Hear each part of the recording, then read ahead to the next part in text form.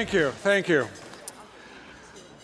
Well, there's 2 points I'd like to make about Peggy. One is she's able to use a current photo and looks great, and I have to use the one from our first conference 15 years ago to look good. And the second point is that when she joined Microsoft, the stock was at $45 a share. Now it's $93 a share, so she's added over $350 billion in market cap. That wasn't me. So let's get those 2 points clear, and then we're good. All right. Peggy, welcome. It's great to have you here. I spent a Sunday a couple of weeks ago listening to Peggy Johnson interviews, and gosh, there was a lot of them. Did it They're put good. you to sleep? No, they were great. Well, we'll come back to that, but they're fantastic. My wife listened in, and we were in awe. But I feel like someone flipped a switch at Microsoft a couple of years ago. Tell me about the change, the cultural change, and what's kind of led to this, transformation or retransformation of Microsoft. Right. So, so about 3.5 years ago, I got a call from Satya's team to look at a job on the campus, and I was never leaving Qualcomm. I loved it. I'd grown up there. I was there for 24 years, great company. And I thought, I don't want to just leave Qualcomm to go to Microsoft. I don't know why I would do that. But the one thing that made me call back was Satya was new in role. He had been there about 4 months or so, I think, when I got the first call. And he had just made the amazing move to put Office on iOS and Android, which was kind of shocking and startling when it first came out. And I thought, I'm just going to go listen. I'm not actually going to switch jobs. I'm just going to go listen. And that's what I did. And it was clear he was on the beginning of a journey. He was taking the company on a journey of change. And a lot has happened over the last 3.5 years. So, tremendous. And so was it clear what the mission was going to be when you first joined, or you just knew there was a sense of change and energy and clarity of purpose? Did you have a clear mission? Yeah, he actually was in the process of refining our mission statement, which is to empower every person and organization on the planet to achieve more. And you can go anywhere inside of Microsoft and ask that question, and everybody knows the answer to it. To it now. We just embraced it, and he was very thoughtful about it. I remember when it was my first few weeks on campus, and we were having the discussion at our senior management team, and he wanted to put the phrase in, every person and organization on the planet, and the phrase "on the planet" was very important to him. Yeah. And even that has changed the company, because we think about our products. What does productivity look like in India? It's different than it looks like here. You can't just take a product that was built here and drop it down in India or other parts of the world. And so it's really changed how we view the industry and how we view our customers. But that line was very important to him. So tell us we'll start at the top and kind of work our way down the board and the products and operational issues and some Peggy-ish questions. Peggy issues. Peggy questions. Is that what you were Peggy say? issues, Peggy questions. But tell me about the board dynamic there. John Thompson was here last year. He spoke, your chairman.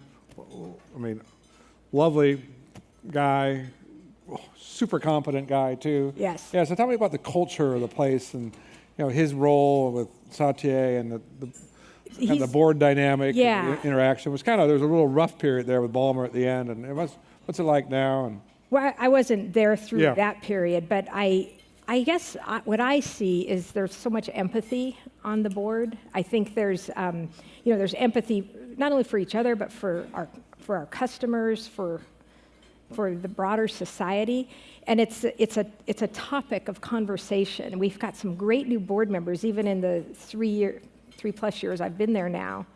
Very diverse board, but it has this diversity of thought that is so important, and people come from different industries and they have different perspectives, and there's good, healthy debates, and it's really accrued value to the company. Okay. So your responsibilities include, we'll start with the corp dev, the acquisitions and venture side. So the LinkedIn acquisition was probably the highest profile one, but maybe you can talk a little bit about some of that and some of the other acquisitions that you made over the last 3 years. Right. So the LinkedIn acquisition was definitely a team sport. You don't just undertake a $26 billion acquisition. by yourself. That was a big team sport. A lot of people were part of it, including Satya, all the way across the company. You can imagine the sorts of diligence that went into that. But we do anything from a LinkedIn on one hand all the way down to very small companies, just a few people. And we've gotten, I think, a lot better at our integration of companies. Yeah. So we look at, why are we buying the company? We don't want to, sort of lose that magic that they're bringing.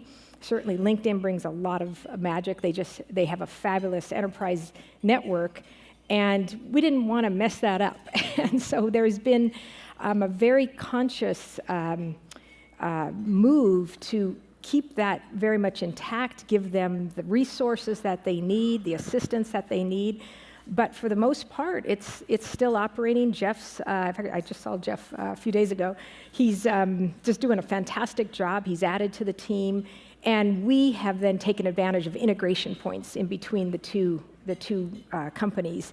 But we've done that starting with Minecraft, which was Satya's first acquisition, right after I got there, all the way to the smallest ones. And largely across the board, we still have the CEOs that we brought in. We largely have the teams that we brought in.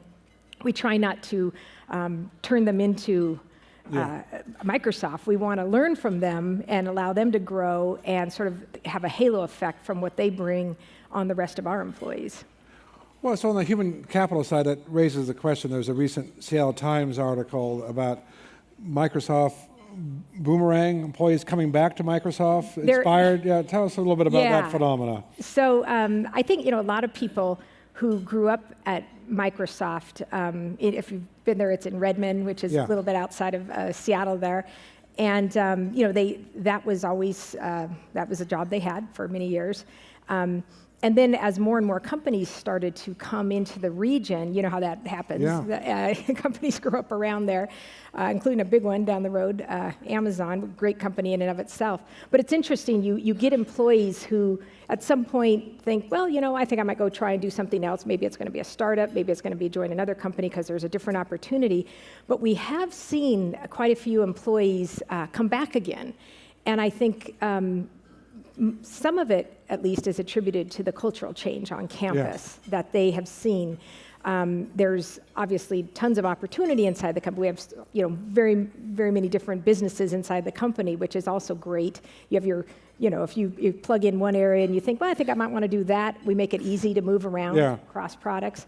But we've had quite a few employees come back. So we mentioned culture a couple times. What are some of the ways that's been manifested? You say flexibility, moving people around at different jobs. You said more empathy, but are there a couple other words that would describe the cultural change, the different culture there? Yeah. So this is another point that was very core to Satya's leadership. And I remember when I first met him, he said, we're going to change a culture. We're going to go on this journey. And he said, the reason I'm considering this is because he had just read a book, the book Mindset by Carol Dweck, who's a Stanford psychologist. Yeah. It's a great book. And she talks about this idea of a fixed mindset versus a growth mindset. Okay, love that book. And it's a great book. And he said, there's something about that I want to introduce to the company. And I think that, that will hopefully be the start of our change. And it's been core to our change. Yeah. It's sort of a permission to innovate again, to bring up ideas, to not be afraid of, if it's a real crazy idea, it's going to be looked at. And so it's just sort of a different ambiance and an environment on the campus now with this idea of a growth mindset. Yeah, no, that's a fabulous book. That's Carol Dweck, Mindset. Carol Dweck, yes. Yeah, D-W-E-C-K or K? C-K. C-K, Stanford professor. Yeah. Little dynamo, huh? Yeah. You met her? Oh, she's pistol. Amazing. All right, so you stood up the venture group. They were there, they were, I would say languishing, but they weren't as purposeful as they are now. And you brought Nagaraj with you, followed you from Qualcomm to Tell us about kind of the mission of the Microsoft Ventures and how it works with the startup community, or kind of from your view on kind of what the mission is of Microsoft Ventures. Well, when I first got to the company, there was a group called Microsoft Ventures, and I asked about, how big is the fund? And they said, there's no fund. It's just called Microsoft Ventures. Sounds like us. Much like yours. Sorry. There was it was an evangelist group, a very good evangelist group, but it didn't have a fund behind it. And so I asked the question, the obvious question, I thought, why? And the answer was, we don't really need that. If someone wants to come to us and seek an investment, they can come to us. I'm like, but not the early stage company. How are they ever going to wind their way through this massive company? Yeah. And that's a problem. We recognize that. I mean, every now and then one would somehow find their way to the right area of the company. But we didn't have a good early stage view at these companies. We weren't at the table, to tell you the truth, as they were first, coming up. And so we would see the companies down the line when they were, much later stage, 500 million or 5 billion, rather than when there were, 5 or 50 million companies. So I proposed that we start a fund, and it didn't go real well the first couple of times. I had to go back a few times, and eventually got it over the line because we were able to highlight the value of the signal that we would bring in if we had a fund in place. We would be at the table. The venture companies would know what we were looking for, and it's really started an engine now that our product leaders are now headed down to the valley about once a quarter to see whatever area they're focused on. We'll bring in several startups. We help the startups navigate Microsoft. If once they become a portfolio company, they need any help, we have a team that helps navigate them right over to the right spot. So it's really changed the whole dynamic of the signal that we get. We got quite a few of your team here today, so thank you. Tell us about some of the focus areas this year in Microsoft Ventures. So it's going to sound pretty broad because we have a lot of... Well, you're Microsoft. You're Microsoft. Yeah. So it's areas like big data, analytics, AI and machine learning, obviously, security, productivity, connectivity, pretty much across the board. Right. And even gaming and gaming tools and things like of that sort. Okay. So Satya has spoken about cloud first, mobile first, or I've already read about that in Microsoft, and that's driven a lot of the growth in the cloud revenue. It's quite phenomenal. It's a $20 billion plus business now? Or Yes. $80 billion all in with the online portion of it. What were some of the dials that the team, the leadership team, has tuned over the last couple of years to really accelerate the growth of the cloud business? What were some of the key decisions that were made? Well, putting a goal in front of them. Putting a goal in front of them, okay. Being purposeful. Being very purposeful. You had the mindset, you had the goal, and then, but I mean, when we look at it, we have a worldview of where how we see the industry. And when I first started the company 3.5 years ago or so, it was mobile first, cloud first. Right. And actually, that's what kind of hooked me. Yeah. Because I had lived in the mobile-first world at Qualcomm for so long, and I hadn't really thought much about it. We didn't really at Qualcomm think about, well, what happens beyond mobile? That's the cloud thing, and it goes off into that amorphous blob. And Satya was, introducing me to the company and the job, and he shared his worldview, and I just had this aha moment. And he talked that day about the idea of ambient intelligence. And he's refined that worldview into something now that we call intelligent cloud, intelligent edge. And you can kind of think of, I think, intelligent cloud clearly is, bringing more intelligence and AI to the cloud. But the intelligent edge is sort of the interface between the cloud and the real physical world. And so it's all of our mobile devices, all of the points, the sensors, things like that are going to become more and more compute intensive. So we the now ambient have this, computing and and so everything now it will actually finally be connected, and that'll bring a whole new set of interesting opportunities. All right, so you mentioned edge there, edge computing. Maybe talk a little bit about what type of priority is that how high of a priority? What's the timing? Do you see edge becoming real? Well, maybe people here don't know what edge computing is. We'll have a session on it tomorrow morning, but kind of the Microsoft view on edge computing. So we have a lot of products in this area. We're focused a lot on IoT, and so IoT capabilities both out at the edge and then back at the cloud. And you have to think about something like a factory floor where you can be monitoring a machine, and if it goes into a certain temp, you say, oh, flip a flag, let somebody know. It goes back up to the cloud and comes back around and lets the right person know. Sometimes that kind of latency is not acceptable, and so that's what started us thinking. We have so many customers in that space, industrial automation and on factory components to their businesses, and so that is what pushed us more toward building more products out at the edge that could do the actual real-time compute and also aggregate that data. Because that, while you're listening for the red flag and waiting for the temperature to go into some zone that's unacceptable, all of that data that you're pulling in is actually pretty valuable data. And so we started to build more and more capability into our products to collect and aggregate the data, to start to reason over the data right there, and to tee up signal that is more than just, oh, you've tripped a flag. So these industrial companies are Microsoft customers already, so that's kind of the advantage of going in versus, say, an Amazon or someone who's, they're already working with. Right. You understand the environment they're working in, so you can extend the computing to the edge. Big area, our view is the OT world, the operational technology world, and the IT world will meet probably a couple years down the road, and it's exciting.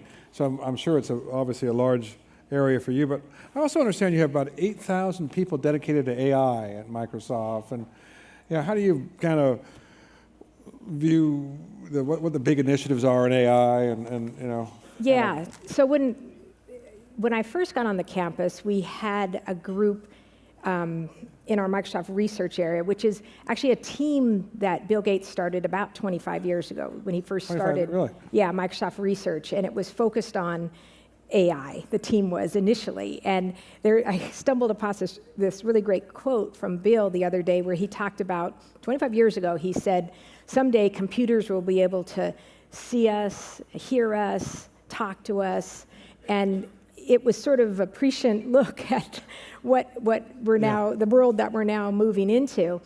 And so we've probably been a little bit under the radar of our efforts on AI, but it has been on the campus for all those years. And over the past few years, we've been augmenting the team more and more. We have different elements of it, things like our Bing, our search engine, which obviously the data will play into that. Cortana, our natural language agent. And then additional acquisitions we've made over the past few years in this space. This is actually a pretty active space for us. Are there particular verticals you're going after, or are they broad-based?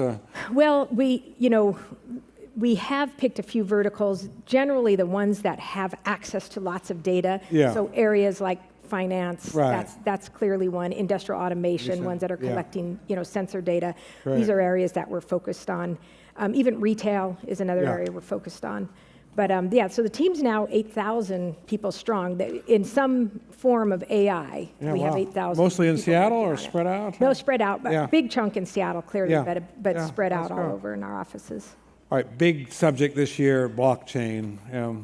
Tell us a little bit about the initiatives in that area at Microsoft.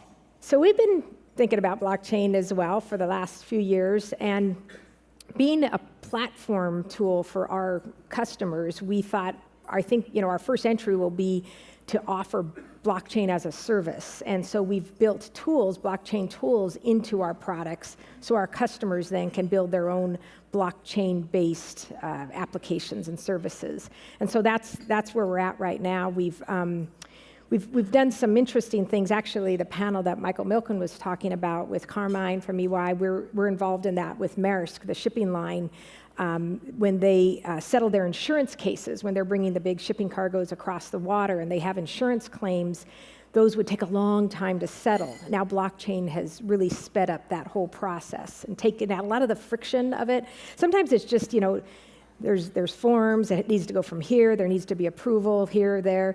And what blockchain does is it can be a trustless transaction. It can allow for trustless transactions. So you don't need as many middlemen or middle people in the middle as in the past. One of the areas that we use it for just internally at Microsoft is for standby letters of credit. Right. And those as you know, can take several days to settle. And so we worked with our partner, Bank of America, and we put a blockchain-based standby letter of credit in place. And now, instead of multiple days, it just takes multiple minutes to settle one, which is, that's you a know, great you can example. just, a lot of float there that you can pull back in. That's interesting. So AR, VR, Satya has always had an eye on that. You know, what's real there, do you think? With Hololens, you know, you've got a great platform. Where are you seeing the customer adoption and the rollout? Well, we're seeing some interesting examples in the enterprise space. Okay. So I think a lot of the attention in that world is in the entertainment area, and that'll be all great fun as well. But when you think about augmenting what you see with intelligence and using holograms to you know, see what, say, an aircraft engine mechanic is looking at, and to help them with where they can start their analysis, that opens up all sorts of interesting applications and services that our enterprise folks are looking at. So, for instance, Ford is using HoloLens now. They used to design their cars with clay. Right. It was a very artistic way to do it, but the clay was in a room and people would have to come to the room. Well, now they've been experimenting with designing their cars with HoloLens. Right. And then when you do that, then you have a digital map of it, and people all over the world can weigh in on it and collaborate rather than being in the same room as the clay design. So I think the gaming area obviously will be interesting and a lot of fun, but I think maybe some of the highest value will come out of the enterprise area. Well, sometimes the gaming kind of kickstarts it, and you get some of the, you know, the processing power and some of that stuff, mass volumes, and that kicks in. So this afternoon we have a couple sessions on quantum computing, quantum storage, quantum communications, and when does that become real for a company like Microsoft, and how big of a priority is it? As a wait and see? Is it a research project? Is it a collaboration with some other industrial players? Or? It's definitely moved beyond research. So we've been working with quantum from a research perspective on our campus for, I don't know, I want to say maybe the past 12, 13 years or so. But it's definitely moved into the next phase where we believe we will see a commercial quantum computer within 5 years. Okay. That's the current estimate right now. Are you investing in that area too through the venture side, or Well, not so much the venture side, but more internally there's investment there. Yeah. And, so we've been working very closely with the researchers, but it's, you know, how you have to pull it into the into the more commercial side. We work on topological qubits versus the superconducting qubits. That maybe is what you hear from other companies. But you know, basically, what quantum is going to do is sort of supercharge our compute. Yeah. So that we'll be able to do things in minutes what might have taken with classical computers days or weeks or even years to reason across some of these vast sets of data. All right. Orthogonal question, but we'll come back to it in a second. Bill Gates, how engaged is he with Microsoft now? He's obviously an icon. He is. We still see quite a bit of him. He was on campus last week. He's on our board, and I would say his biggest area of interest is the product. Yeah. So he'll come in and there'll be product reviews with Bill, but it's always great to have his perspective because clearly he has all the history there. He's actively engaged on that, and it's always great to see him. All right, Peggy, you've got one of the highest profiles of women executives in technology. Today was a proud moment for us. Julie Sweet keynoted this morning, and then she went to Santa Monica Airport, and her jet took off just when Peggy's jet was landing. So there's progress that we have boss women here from the tech world. So everyone's gonna fall in line. But tell us about, you know, Peggy told me her narrative of she's the 13th of 14 children. No, 14 of 15. 14 of 15. I'm sorry, I blew it. 14 of 15.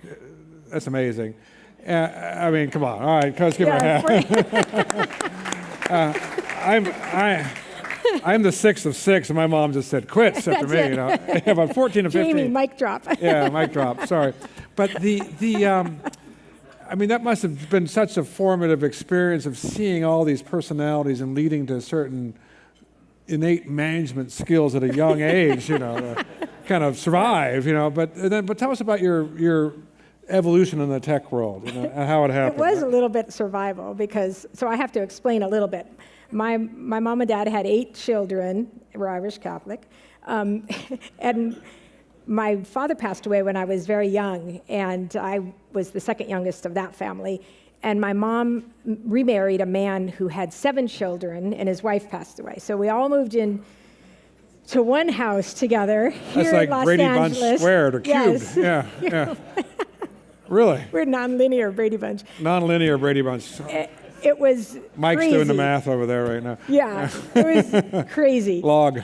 Yeah. But it was a lot of fun, but so some of the skills were every night my mom served dinner buffet style, so you had to get in line, and you didn't want to be at the end of the line. It was not a good spot. No. So I had some of those sharp elbows to get to the front. It would just be broccoli left if you did that. You want to get there at the front of the line. But there were so many of us that we could never sit at the same table. So we had a big table that most of the kids sat at, and then I was one of the youngest, so my sisters and I sat at a little sidebar. And my parents actually sat on the couch with TV trays. Remember TV trays? Remember those, folding things? Yeah. So that's how we all got in the same room. But the discipline was you had to be there at 6:30 or you didn't eat. So it didn't matter what you were doing, what sport you were playing, you had to be home at 6:30. I love it. To have dinner with everybody. Wow. And you have your family reunions now? Yeah, we still have our family reunions. Yeah, but I'm the same 80 person. Back then, I could never get a word in edgewise. So my last skill, I guess, I learned from that was to be a listener, because second youngest of 15 kids, I could never take the floor, right? There was always somebody talking. I never sat at the big table until I announced that I was getting married, and then I was like, that was a big thing. I get to sit at the big table. But I want to meet your husband. I'm a listener. I listen a lot. So one last question. I mean, we're really, I think all of us want to do more around inclusion and diversity in the tech world. What would be your advice or your one suggestion for the venture and entrepreneurial community, the tech community that's here today? What's the one thing we could do better on that subject? Yeah. Well, I know there's a lot of talk on this subject right now. A lot of talk, but for me, I like to just draw it back to the business impact that diversity has, because I saw it just came alive when we were hiring for our Microsoft Ventures team. So I had the luxury of hiring from scratch. We didn't have a ventures team, so we had to go out. We also didn't have unlimited resources, so we had a set number that we were going to be able to hire. And when Nagraj started, I said, make sure you hire people who have a diversity of thought, because you only have this many hires, and you don't want to have them all have the same network. And so you want to make sure that you're getting the most signal, so get people from all over. And what that produced was this incredibly diverse team that he has. Right. I think it's half female, half women, half men, very diverse.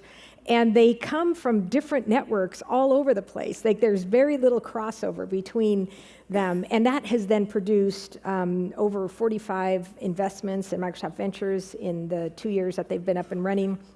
Amazing, from all different areas. And I don't know that we would have done as good a job if it was a team of, Jamie's or Peggy's, right? You want to have... Team of Peggy's would have just done fine. It's all you or all me, I don't know. It wouldn't have been quite as far-reaching. And so there's real business impact to diversity, and that's an element of it that we should, it's besides being a good thing to do, we should think about the business impact, because it's there. Okay, well, please join me in thanking Peggy for being here with us today and sharing her thoughts. Thank you.